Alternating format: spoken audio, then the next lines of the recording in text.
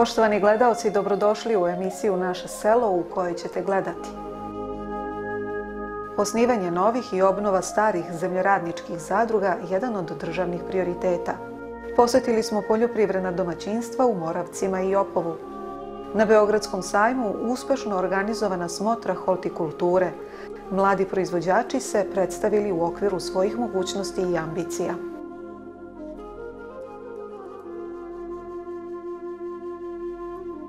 Država Srbija će već od maja kroz finansijsku pomoć krenuti u osnivanje novih i obnovu postojećih zemljoradničkih zadruga.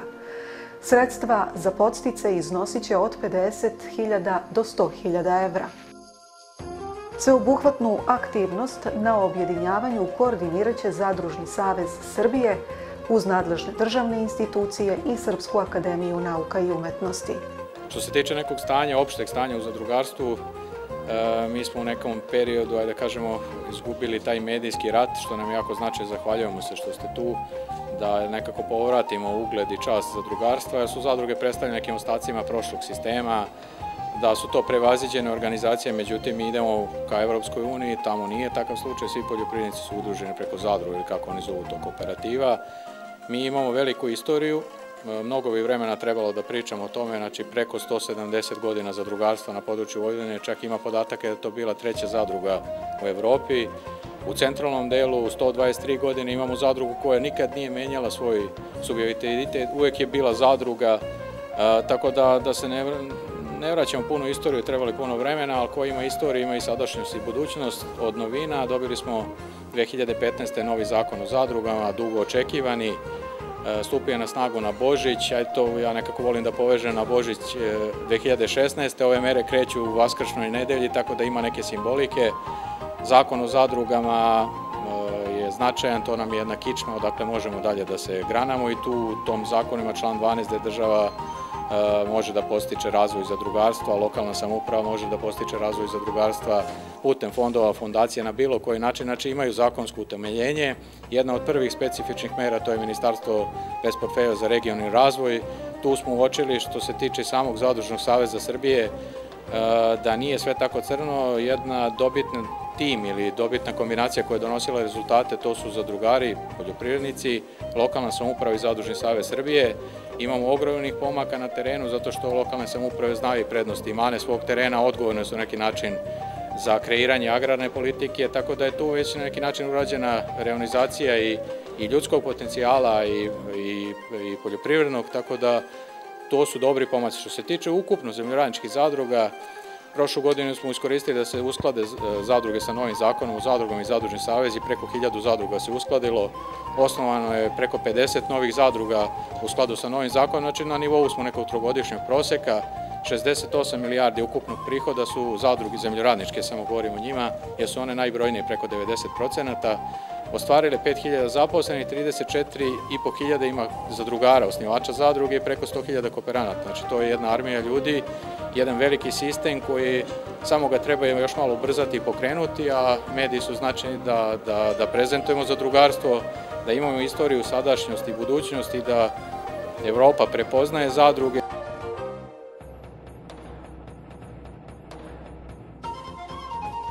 Akademijski odbor za selo Srpske akademije nauka i umetnosti već 5 godina se bavi problematikom, ja bih rekao, unapređenja i razvoja srpskih sela. Jedno od ključnih pitanja koje treba rešavati, to je udruživanje naših seljana. Praktično u zadruge koje su već formirane ili zadruge koje će biti formirane u cilju da srpska sela ožive, da mladi ljudi vide šansu svog opstanka na selu, da praktično dođe do obnove sela, proizvodnje, konkurentnosti i ja bih rekao napretka srpskih sela da bi mogli biti ravnopravni sa onim ljudima koji žive u gradovima, a i da bi bili ravnopravni sa proizvođačima u Evropi. Jer Srbija na putu za Evropsku uniju treba da osposobi i selo i našeg seljana. Seljane, ne volim kazati seljake, kako bi mogli biti konkurentni na domaćem i svjetskom tržištu u proizvodnji osnovnih proizvoda, a posebno finalnih proizvoda.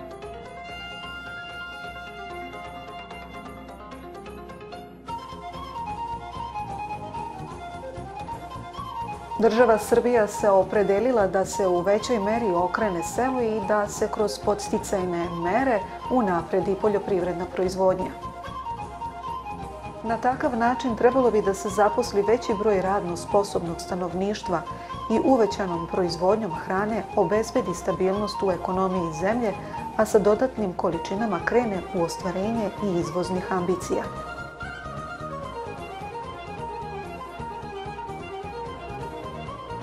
U ovoj emisiji predstavljamo dva uzorna poljoprivredna gazdinstva. Najprije idemo u Opovo. Imamo bogatu vojvođansku ravnicu i domaćina u Opovu koji obrađuje 200 hektara zemlje, a porodica podiže 5 dece. Milan Babajanin proizvodi pšenicu, kukuruz i suncokret. Zatekli smo ga u poslu. Interesovalo nas je kakvi su mu prinosi bili prošle godine.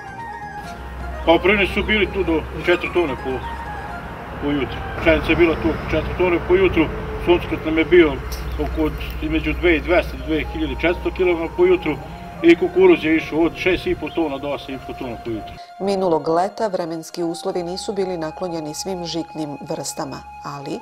Uslovi su bili idealni za kukuruz. Samo za kukuruz? Za kukuruz, da. Za suncokret već nije, ali opet se i on izdejstvovao i bio je dobar. U jesenjoj setvi zasejao je 75 hektara pšenice. Nju seje samo zbog plodoreda. Na pitanje zbog čega mu pšenica nije bila okosnica proizvodnje, Milan Babajanin odgovara. Pa niska je cena i nema, velika su ulaganja u pšenicu. Prihrana, prskanje na 100 ubija, 3 prskanja mora da ide.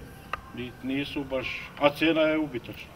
16 dinara je bila, a sad je nešto voda oko 18 dinara plus PDV.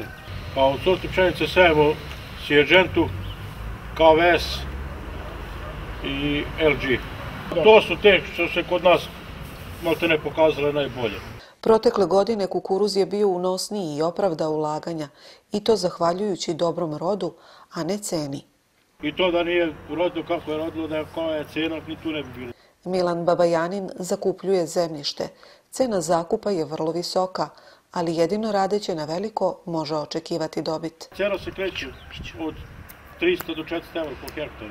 Dobitak ulaže u zasejane površine i u mehanizaciju. Zatekli smo Milana sa 2 njegova sina, a drugi po starešinstvu, 10-godišnji Lazar, je ispričao šta sve od mehanizacije imaju u hangaru. Imamo kombajna, 2 Johan Dere 1177, New Hollanda TC5070, Rusa, Belarusa 820, MTA 539 Deluxe, onda kamion FAT, New Holland traktor T80.030. Uzima Lazar i motiku u ruke da bi pomogao roditeljima, ali evo šta najviše voli da radi. Pa najviše volim da teram traktor na njivu kad treba i da pomožem tati. Pitali smo i oca da li decu priprema za budućnost u poljoprivredi. Vidjet ćemo. Ne bih preporučio svima, ali su i oni vole dok su mali, posle kad urastu.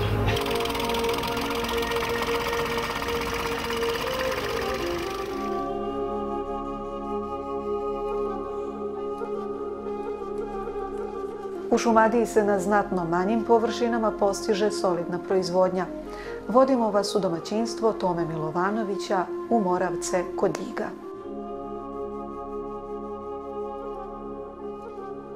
Toma sa ženom Divnom i sinom Aleksandrom živi na selu i od sela. Ćerka je sa porodicom u Beogradu.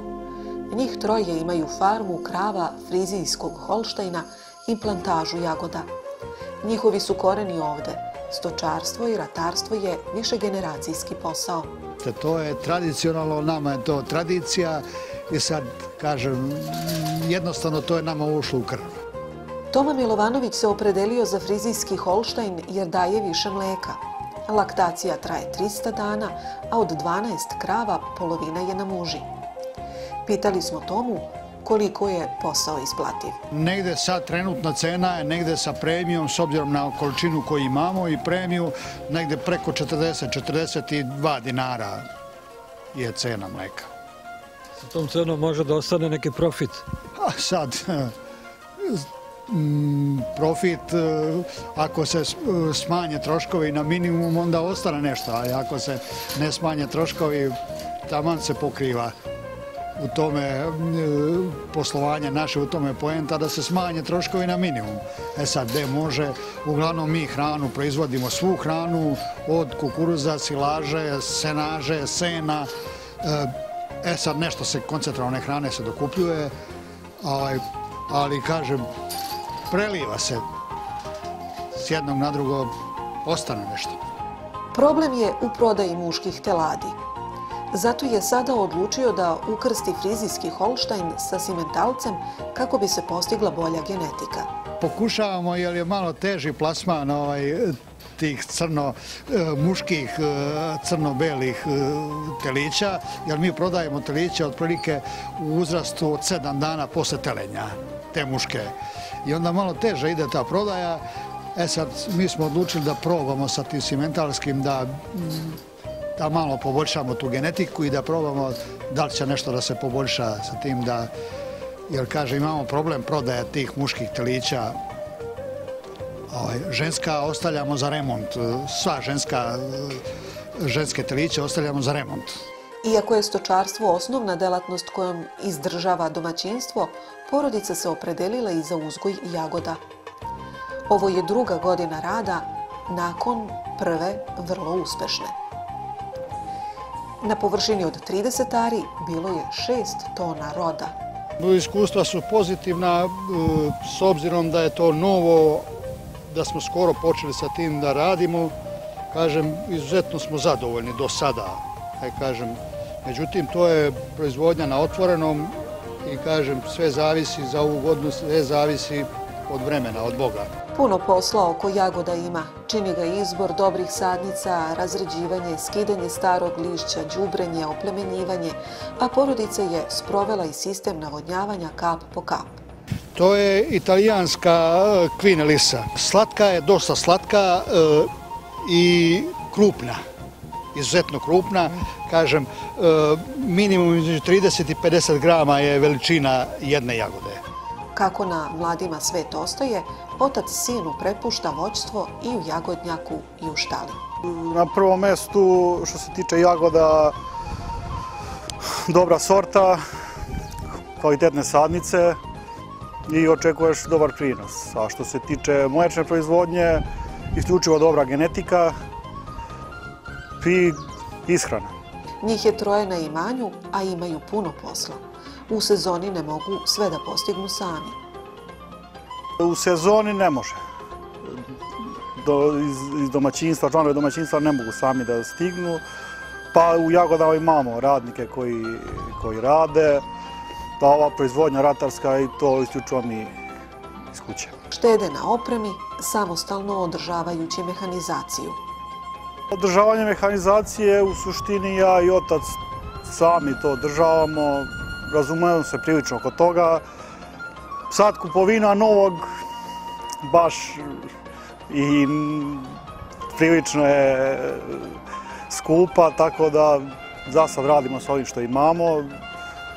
U neko doba možda ćemo imati nešto u planu da obnovimo. Pored fizičkog rada, neprestano se usavršava znanje i oslanja na stručne službe.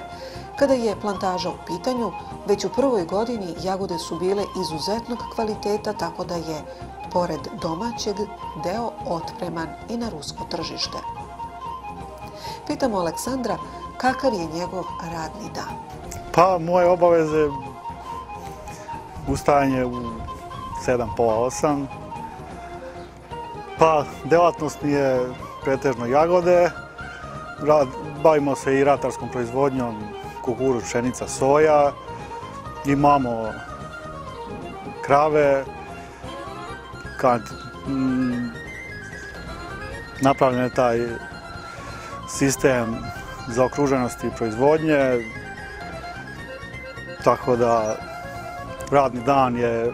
Koliko traje radni dan? Pa sve zavisi od sezonskih poslova, nekada traje i po 12 sati, nekada nema ništa, ali u suštini radno vreme od 10-12 sati. Gazdinstvo Milovanovića koristi državne subvencije, ali samo uz smanjenje obaveznih troškova može nešto da se zaradi, uglavnom se pokrivaju tekuće obaveze. Dok otac nema poverenja u komercijalne kredite, Aleksandar očekuje veću podršku države mladim poljoprivrednicima. Ima dosta mladih na selu, jer smo tu blizu magistrale i sad dokle će ostati, to se ne zna. Unapređivao bi da se malo više država kao država posvećiva mladim poljoprivrednicima, malo više pomoći što se tiče tih subvencija i u ratarskoj proizvodnji i navodno i u voćarskoj, jer planiram da sadim trešnju, tako da to je malo veća investicija, sad pomoć države bi dobro došla. Majka Divna je zadovoljna svojim sinom, on je budućnost porodice, samo još da se oženi i u slobodno vreme više posveti porodici. Pomaže u svemu šta treba, on odradi. Ja sam zadužena za mleko, krave muzem, to je moje da odradim. Sale u polju sa ocem, tako da ja kući imam... Šta nedostaje? Nedostaje nam snajka. Razrađen posao i novosagrađena kuća obećavaju primeran život ovom domaćinstvu i u seoskom ambijentu zapadnih predela Šumadije.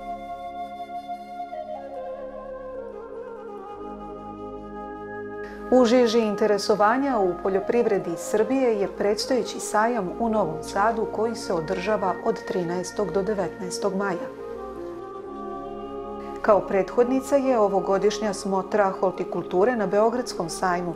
Predstavili su se mladi izlagači u domenu rasadničke proizvodnje, cvećarskih kultura, ali i oni koji plodove sela mogu da ponude probirljivom tržištu.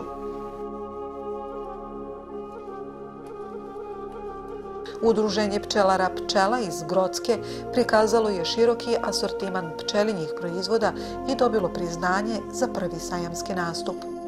Hteli smo da pokažemo Beogradu da na našoj opštini bliskoj Beogradu postoji jedno pčelarsko udruženje i eto, hteli smo da se predstavimo. Prvi put smo na ovakvoj manifestaciji i za prvi put osvojili smo diplomu za asortiman proizvoda od meda i za najlepše aranžiran štand sa preparatima i proizvodima od meda. Marko Lučić potiče iz pčelarske porodice koja ima bezmalo 150 pčelinjih društava. Angažovano je cela porodica, celo domaćinstvo angažovano jer toliki broj košnica ne može odraditi jedan sam čovjek. Koliko trenutno imate? Nešto malo manje od 150 pčelinjih društava. Čuli smo da ste na 2 lokacije trenutno. Da, glavni pčelinjak nam je na Kosmaju, da kažem priručni pčelinjak, isto stacionar nam je u mestu Boleč, tu se uglavnom vrši proizvodnja matica, zato što morate biti non stop aktivni na tom pčelinjaku i zato je bliže malo. Ispaša?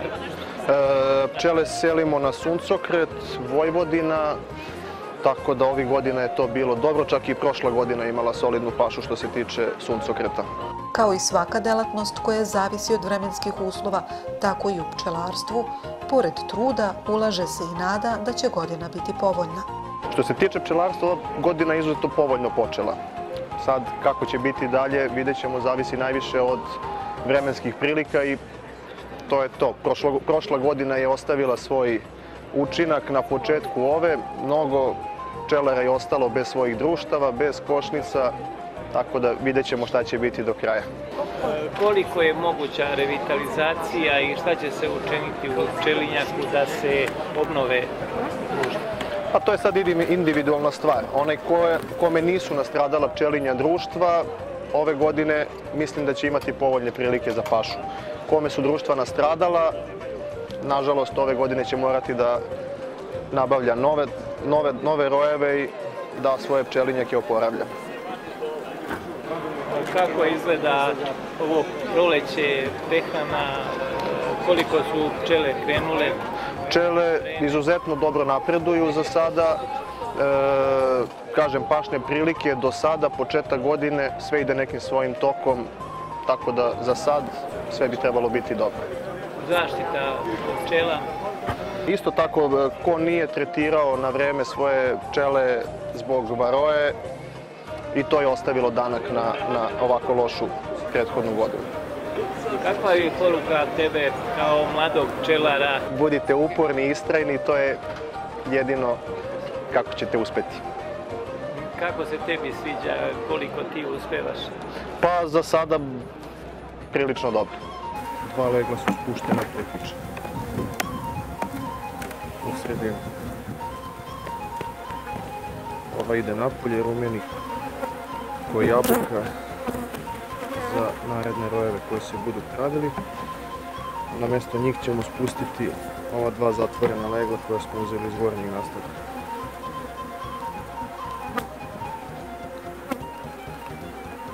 Koliko dole još ima legla?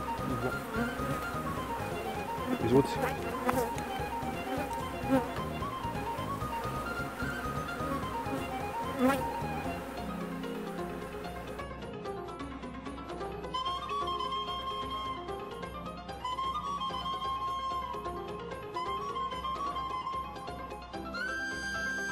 Sajam je postao prilika da se pokažu ne samo proizvodi, nego i vrste delatnosti i mogućnosti unosnog porodičnog poslovnog organizovanja, a primjer uspešnih putokaz sprege između sela i grada. Tako je Beograđanka Ana Stanković na sajmu predstavljala porodično poljoprivredno gazdinstvo. Krenuli smo da se bavimo ovim poslom tako što je deda počeo da se bavi pčelarstvom. Razvili smo jako dobar posao sa medom i preparatima od meda. Onda smo krenuli da se bavimo kozmetikom, spojili smo med i hemiju, ali to tako da bude, otvarili smo to da bude na jako prirodan i lep način. Tako da evo sad smo krenuli da se bavimo, da širimo asortiman, radimo porodično i već postoji potreba da se angažuju neki drugi ljudi koji će nam pomoći da ovo dovedemo na neki još viši nivo. Radionica se nalazi na Labudovom brdu, a pčele su na Staroj planini. Pa to znači iz Beograda do Stare planine? Jeste, vrcamo med, vozimo ih, imaju različite paše i onda da bismo prikupili razne vrste medova, mi moramo da ih vozimo. Kako izgleda jedan vaš radni dan? Prilično naporno, dosta stvari ima da se uradi.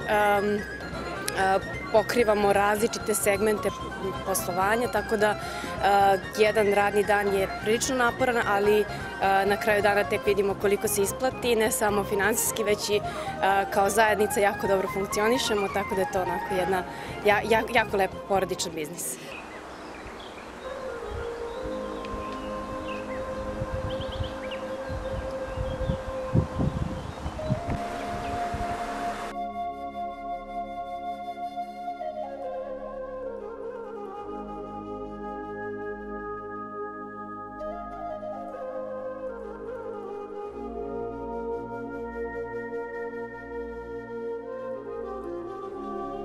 Biljna radionica manastira Svetog Tome kod Svilajnca već 3. godinu nastupa na sajmu hortikulture u okviru izložbe lekovitog bilja i preparata od meda, darovi prirode.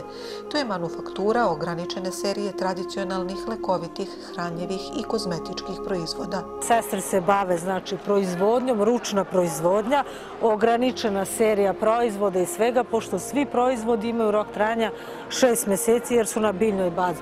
Kreme, a gelovi i ove melemi 2 godine rok trajanja imaju.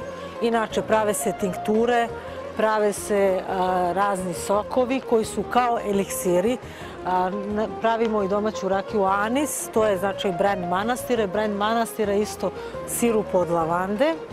Imamo razne vrste čajeva, mešovitih čajeva. Inače, ko boluje od nekih bolesti, može da naruči čajeve, kapi, to se rade kao paketi za tu određenu osobu ili probleme koje ima sa kožom, eksem neki ili psorijaza, isto se rade razne vrste melema. Radimo šta je poznato, isto to je začinska so sa raznim vrstima bilja. Imamo kapi za mršavljene, za žene u menopauzi, za cirkulaciju, protiv hemoroida, kožne bolesti, za mlade kapi, idealne protiv bubuljica, kapi od koprive, znači za čišćenje organizma, jačanje imuniteta, biljne kapi i najbolje su kapi od ihenice, kapi za imunitet. Rade se razne vrste krema, kreme za mlade imamo, to je hidrantna krema, krema sa lekovitim biljem koja je hranjiva krema i imamo kremu za zrelu kožu, znači za tako osobe u nekim godinama, već posle 40. godine, kako kažem, ne za podmlađivanje, nego za regeneraciju kože. Jedino što je, eto, naziv kreme za podmlađivanje. 2 vrste kreme za ruke. Počelo su u okviru manastira, ali zahvaljujući ponudi Beogradskog sajma otvorile su se mogućnosti za veću i raznovrsniju potražnju, a time i proizvodnju melema i drugih lekovitih i kozmetičkih preparata.